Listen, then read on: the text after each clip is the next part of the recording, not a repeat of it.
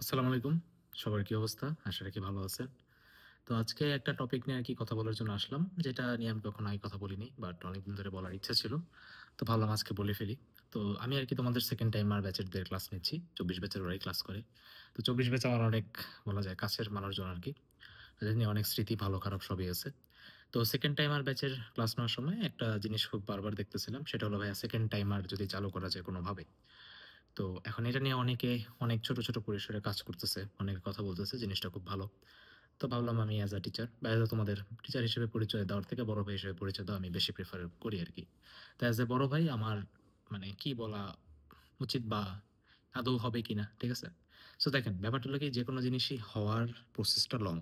But এটার জন্য ভাই আপনাকে শুরু করতে হবে বা আপনাকে কথা বলতে হবে। যদি কোনো একটা জিনিস নিয়ে আপনি বারবার কথা বলেন, কথা বলেন, কথা বলেন যদি চলতে থাকে তাহলে দেখা যায় যে একটা সময় জিনিসটা অনেক বড় পরিসরে হয়ে যায়। আমাদের বাংলাদেশ এটার প্রাইম এক্সাম্পল, তাই না? তো 2nd টাইম দেওয়া ১ম এই যদি আমি বলি, ঠিক আছে? যারা জানেন না তাদের জন্য বলি ভাই 2nd টাইম দেওয়া যুক্তিযুক্ত কিনা 100% ঠিক আছে?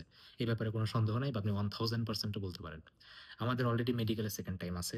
বিভিন্ন দেশে, বাংলাদেশের বাইরে আপনি যেকোনো ইন্টারন্যাশনাল এক্সামের কথা বলেন, সব জায়গাতেই ভাই 2nd টাইম আছে। যেমন আমাদের পাশের দেশে ইন্ডিয়াতে মেডিকেলে 2nd টাইম না 5th টাইম পর্যন্ত আছে। আমাদের নিজেদের বিসিএসেও, আমাদের দেশে বিসিএসেও যেটাকে বলে চাকরির বয়সসীমা বাড়ানো অনেকে হয়তোবা দেখছেন, সুযোগ আরকি আছে, তাই না? কারণ কি? যেকোনো একটা পরিসরে বা যেকোনো একটা জায়গাতে ধরো সেটা তোমার কালকে পরীক্ষা, তোমার পরীক্ষা খারাপ হইতেই পারে। এখন সেই একটা পরীক্ষা বা একটা পেপার দিয়ে তোমার লাইফটা ডিসাইড করা আসলে ঠিক না। ঠিক আছে? অনেকের স্বপ্ন থাকে যে ভাই আমি ঢাবিতে পড়বো, আমি বুয়েটে পড়বো, আমি চুয়েটে পড়বো, কুয়েটে পড়বো, রুয়েটে পড়বো। দে আর দ্য টপ ভার্সিটিস। এদের আরকি 2nd টাইম নাই। এখন এরা কেন 2nd টাইম আরকি অফ করছে আমি আসলে জানি না। কতটুকু কি ভাবছে বা কি করছে এখন হয়তোবা অনেক অভিজ্ঞ মানুষ আছে। বাট আমি যতটুকু আমার ছোট মাইন্ডে বুঝি সেটা হলো কি ভাইয়া ১ম বারে একটা মানুষের পরীক্ষা খারাপ হইতেই পারে। তাকে একটা 2nd সুযোগ দেওয়া উচিত। ঠিক আছে? লাইফে সবসময় সবাইকে একটা 2nd চান্স মানে দেওয়া উচিত। এখন আপনারা বলতে পারেন যে, "ভাইয়া এটা তো আপনারা হয়তোবা কোচিং ব্যবসায়ীরা কোচিং ব্যবসার জন্য বলতেছেন।" দেখেন, ব্যাপারটা আসলে এরকম না। সবাই কিন্তু 2nd টাইম যারা আসলেই পাবলিকে পড়তে চায় ওরা কিন্তু 2nd টাইম প্রিপারেশন নেয়ই।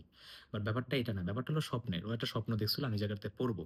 আর আপনারা নিজেরা একটু চিন্তা করেন যদি 2nd টাইম হয় তাহলে বেস্ট অফ দ্য বেস্ট উঠে আসবে না? যেমন হয়তোবা ২৫ ব্যাচের এখন ভাবতে পারে যে, "ভাইয়া না, না এসব বইলেন না। আমি জানি সবচেয়ে বেশি পড়বে ২৫ ব্যাচের। আরে ভালো না, ভালো না, খারাপ, খারাপ।" ব্যাপারটা দেখ ভাইয়া, দেখ যার রিজিকে যেটা আছে সে দিন শেষে পাবেই। তোমার যদি মনে হয় যে ও ঢাবিতে না চান্স পেয়ে অন্য কিছু করে লাইফে পিছিয়ে আছে ব্যাপারটা এমন না। ওর যদি রিজিকে থাকে ও ঢাবিতে না চান্স পেয়ে অনেক বড় পজিশনে যেতে পারে, হ্যাঁ? সো আপনার উচিত সেখান থেকে বড় ভাইদের সাপোর্ট করা বা আপনাদেরই তো ব্যাচমেট হবে আরকি। একই সাথে আপনারা ভার্সিটিতে ঢুকবেন। যারা 2nd টাইম প্রিপারেশন নিচ্ছে তাদেরকে সাপোর্ট করা, তাদেরকে ডিমিন না করা। তাদেরকে বলা যে, "না আপনারাও ফেয়ার একটা চান্স আসেন, পড়েন, আপনারাও পড়েন, আমরাও পড়তেছি দেখি কারা চান্স পায়।"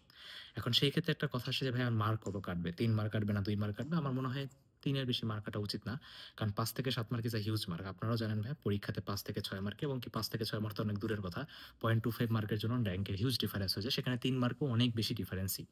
সো সেই হিসেবে ভাইয়া যদি আপনি ৩ মার্ক কাট করেও যদি 2nd টাইমারদের ব্যবস্থা করে দেন তাহলে খুব ভালো হয়, হ্যাঁ?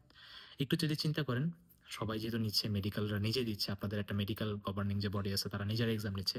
তাহলে সেই ক্ষেত্রে আশা রাখি ইঞ্জিনিয়ারিং ভার্সিটিগুলো এবং ঢাকা বিশ্ববিদ্যালয় এখানে যে অথরিটি আছে তারাও much capable to do it মানে বা টু ডু দিস বলা যায়। এখানে কোনো সমস্যা আরকি হবে না। তো যেহেতু বোর্ড পরীক্ষার পরে অ্যাডমিশন সিজন শুরু হয়ে যাবে, তো আশা রাখি এই জিনিসগুলো আপনারা দেখবেন বা যে উপযুক্ত যে অথরিটি আছেন তারা একটু চিন্তা করবেন যে আসলে 2nd টাইমটা চালু করা উচিত। এটা অনেক দিনের কথা। ১০ বছর আগে বা ১০ থেকে ১২ বছর আগেও 2nd টাইম ছিল ঢাবিতে। বাট তারপরে আবার বন্ধ হয়ে গেল। বুয়েটে হয়তোবা কখনোই 2nd টাইম ছিল না। বাট বুয়েটে কেন অন করে না? সিকিউরিটি ভাই কেনই বা অন করে না? এখানে বলতে পারেন ভাইয়া কি বলে সিট শর্টেজ এর জন্য। ব্যাপারটা আসলে এমন না। বুয়েট বা সিকিউরিটি চাইলেই অন্যান্য কলেজ, অন্যান্য প্রতিষ্ঠানে চাইলে এক্সাম কন্ডাক্ট করাইতে পারে। এটা কোনো বড় কোনো ব্যাপার না। হ্যাঁ? ম্যানেজমেন্ট লেভেল আরকি বড় পরিসরে করতে পারে। এটা আসলে কোনো বড় ইস্যুই না। এটা কোনো বড় ইস্যুই না। মেডিকেল যদি করতে পারে তাহলে এরা কেন পারবে না? জাহাঙ্গীরনগর বিশ্ববিদ্যালয় করতেছে না, চট্টগ্রাম বিশ্ববিদ্যালয় করতেছে না, রাজশাহী বিশ্ববিদ্যালয় করতেছে না। আমার নিজের বিশ্ববিদ্যালয় জাহাঙ্গীরনগর বিশ্ববিদ্যালয় কি 2nd টাইমার আছে না? আছে। এখন অনেকে বলতে পারে ভাই আপনার জাহাঙ্গীরনগর বিশ্ববিদ্যালয় 2nd টাইমারে বেশি চান্স পায়। ব্যাপারটা আসলে হ্যাঁ, সেটা সত্যি চান্স পায়। বাট রেশিওটা অতও না। আপনারা যেটা ভাবেন ওইটা না। ১৯-২০ হয়তোবা ১৯-২০ কোনোবার হয়তোবা ২০-১৯ হয়ে যায় এরকম। ঠিক আছে? 50-50 অত বেশিও হয় না আপনারা যেটা বাহির থেকে ভাবেন। ঠিক আছে? আর আমাদের জাহাঙ্গীরনগরে এটা বেশি হওয়ার কারণ কি আমাদের নাম্বার কাটে না। সো একটা ফেয়ার একটা অ্যামাউন্ট পায়। তো তারপর অনেকের ঢাকা বিশ্ববিদ্যালয়ের স্বপ্ন থাকে, বইয়ের স্বপ্ন থাকে, সিকিউরিটির স্বপ্ন থাকে। তো সেই ক্ষেত্রে আপনি যদি নাম্বার কাট করে হলেও যদি তাদেরকে এক্সামে বসান, তাহলে আমার মনে হয় খুব ভালো হয়। সবচেয়ে ভালো হয় যদি নাম্বার কাটই না করেন। কারণ সবাইকে ফেয়ার চান্স দেওয়া উচিত। যে ভালো স্টুডেন্ট সে কলেজে যেয়েও পড়াশোনা করে। আর যে পড়বে না তাকে আপনি যাই করেন না কেন সে পড়বে না। ঠিক আছে? তো এগুলো আরকি আমরা এই যে টিচার প্যানেল আমরা আরকি বুঝি যে টিচার হিসেবে জিনিসটা বুঝি যে হয়তোবা ভাবেন যে ১ বছর পড়ে আছে বাবা যে পড়ার সে পড়বেই। ঠিক আছে? আর প্রতি বছর আপনার যদি মনে হয় যে ভাই ফার্স্ট সেকেন্ড এর যদি আপনি রেশিও দেখেন, এমনও হয় প্রতি বছর সেকেন্ড টাইমারও ফার্স্ট হয় কিন্তু তার থেকে বেশি ফার্স্ট টাইমারও ফার্স্ট হয়। তাহলে এরা কি কলেজ যাচ্ছে না? এরা কি পড়তেছে না? পড়তেছে। ব্যাপারটা হলো যে পড়ার ইচ্ছা আছে সে ভাই পড়বেই। তো আপনাদের অথরিটি স্যার অ্যান্ড ম্যাডামরা যারাই দেখতেছেন আপনাদের কাছে হাত জোড় করে একটাই রিকোয়েস্ট যে সেকেন্ড টাইমে যে বাচ্চারা আছে হয়তোবা সংখ্যাটা কম তাই কথা কারো কাছে পৌঁছায় না। বাট আশা করব যে আপনারা জিনিসগুলো ভাববেন এবং ঢাকা বিশ্ববিদ্যালয়, বুয়েট কর্তৃপক্ষ, কুয়েট কর্তৃপক্ষ, রুয়েট কর্তৃপক্ষ, চুয়েট কর্তৃপক্ষ আপনারা হয়তোবা বাচ্চাদেরকে আরেকটা সুযোগ দিবেন। যদি দেন তাহলে তারা আপনাদের চিরকৃতজ্ঞ থাকবে। তাদের একটা ট্রাস্ট থাকবে যে না আমাদের দেশের সবচেয়ে বড় যে প্রতিষ্ঠানগুলো তারাও আমাদের কথা ভাবছে এবং একটা সেন্সিবল ডিসিশন নিছে এবং হয়তোবা আমরা এবারের এই অ্যাডমিশন থেকে এই জিনিসটা দেখব। হয়তোবা একটা স্বপ্ন। যদি এটা সত্যি হয় তাহলে খুব খুশি হব আরকি এবং তোমরাও হয়তোবা খুব সেই খুশিটা হবা। কারণ ওদের প্রতিদিন আমি ক্লাস নেই তো প্রতিদিন ক্লাস নেই। প্রতিদিন ক্লাস থাকে ২-২.৫ ঘন্টা ওদের সাথে গল্প করি। ট্রাই করি যাতে ওরা ডিপ্রেস না হয়। এমনিতেই সেকেন্ড টাইমার ব্যাচ, সিরিয়াস একটা ব্যাচ। তো জিনিসগুলো আমি বুঝি। সো এইজন্য আরকি কথা বলা। সো দেখা যাক হোপ ফর দ্য বেস্ট। আশা রাখি আপনারাও ভাইয়া কথা বলা থামেন না। কথা বলেন। হয়তোবা এই স্বপ্ন একদিন সত্যি হবে। আসসালামু আলাইকুম।